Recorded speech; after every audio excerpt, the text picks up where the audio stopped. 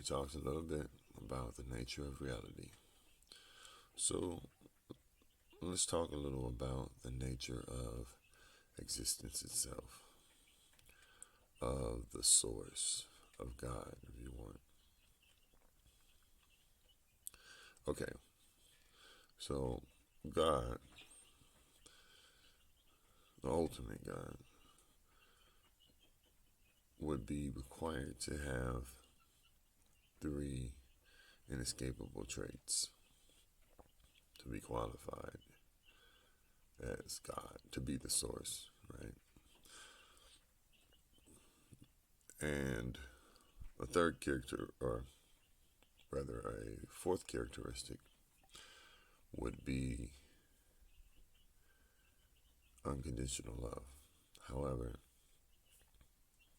it's not a trait per se, rather a result of the other three existing. Um, because the source doesn't have any emotions. The source isn't emotional. The source is, perhaps the source isn't actually rational either. It's not irrational, but it certainly doesn't need to have rationality because of omnipotence. But it doesn't have any fears, and it doesn't have any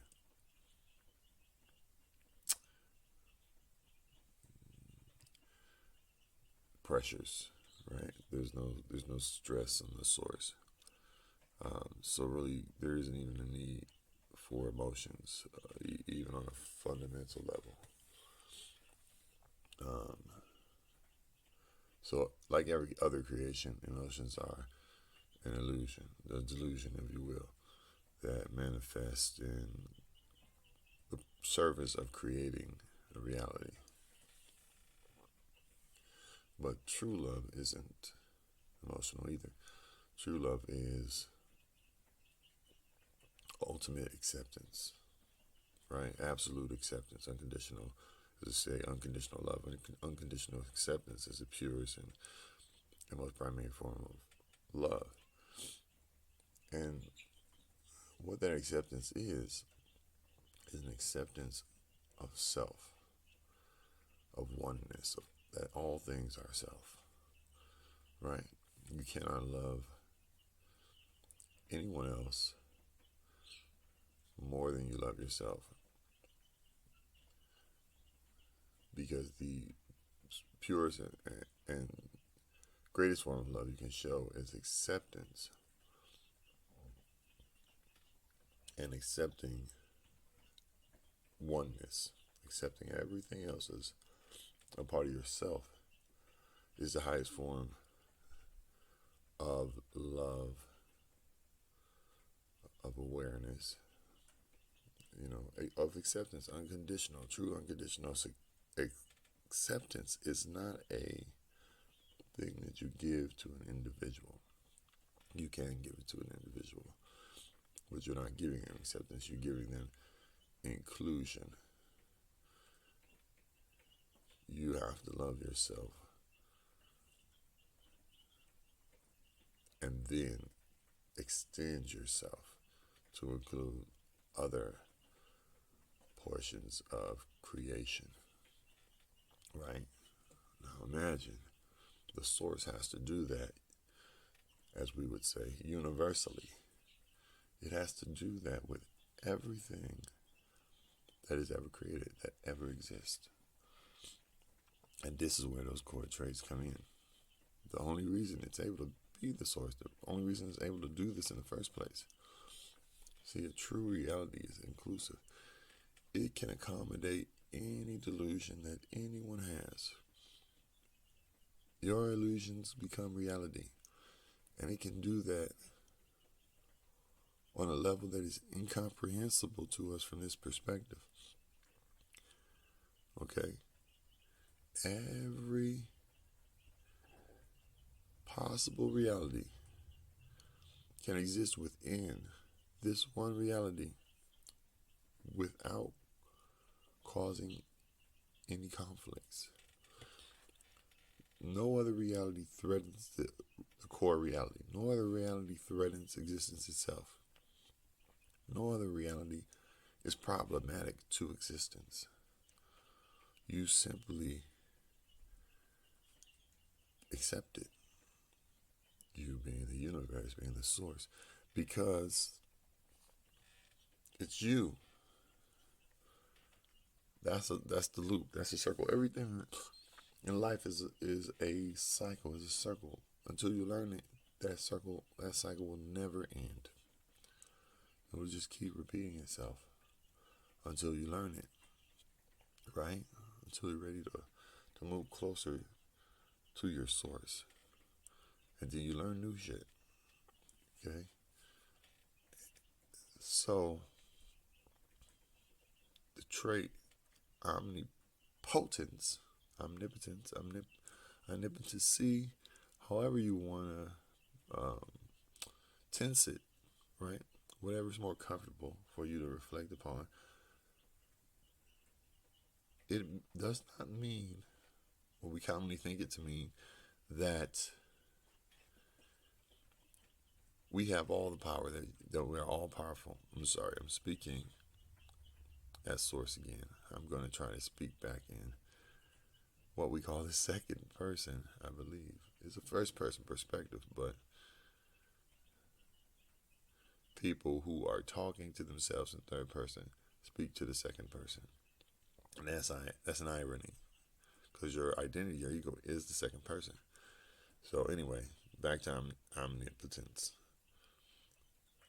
To be omnipotent does not mean that you do not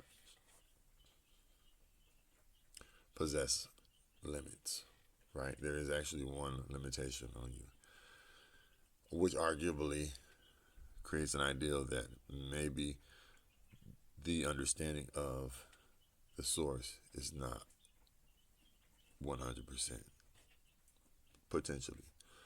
But I'll tell you why I don't believe that after you hear these three. So instead of the existence of a limitation, right? In other words, you can do anything you want at any time you want, all powerfulness, right? There are no limits.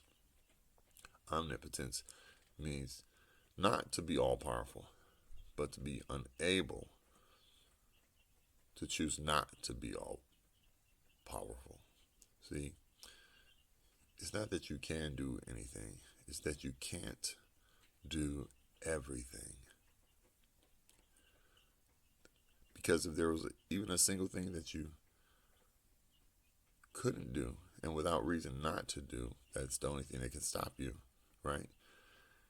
Instead of that line of reasoning,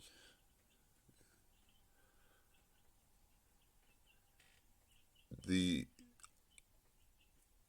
incapacity to choose to do something is the most neutral way that I can phrase it, right?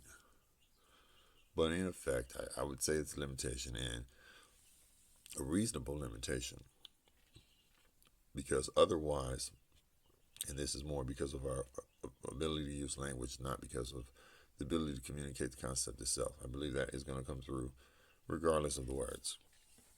But here's the thing. Not being able to do a single thing, anything at all, it doesn't matter what it is. It can be anything. It can come to your imagination, whatever thing you could imagine the universe couldn't do. The inability to do that thing is the opposite of omnipotence. And some of us actually hope for that. We hope that we don't live in an omnipotent system, right? It's a condition of being here. We have the bizarre thoughts, okay? But, okay, the universe, the true law of existence itself, not just our universe, but the entirety of the universe, is necessarily required to create, for our purpose of our language, a definition of something. We can't define anything that we can't restrict.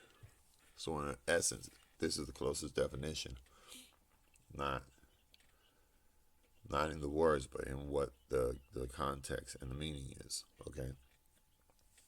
the existence of a law that defines omnipotent allows us to accept omnipotent as a concept and get as close as we can to what it really means. So,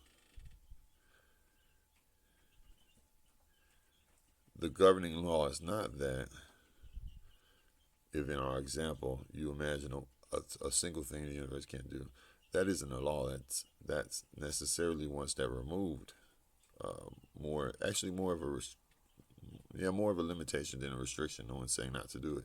It's just not something. But aside from that, which there isn't one, by the way. But aside from that, the inability not to do everything is a grounding, a fundamental principle of omnipotence, of the definition of omnipotence. So the inability not to do everything, like lacking motivation to do otherwise, at which point something has to be created. In order for the motivation to exist, even, something has to be created. And you can call that, the surface level God, the God we conceive of as God, right? Or the God we mislabel, or we're taught to conceive of as God. But it's much closer to origin, okay? So you could think of this circle, and also not necessarily outside the circle of consciousness, but just within consciousness, like the very layer right before the absence of eternity, right? Because again, the source is infinite.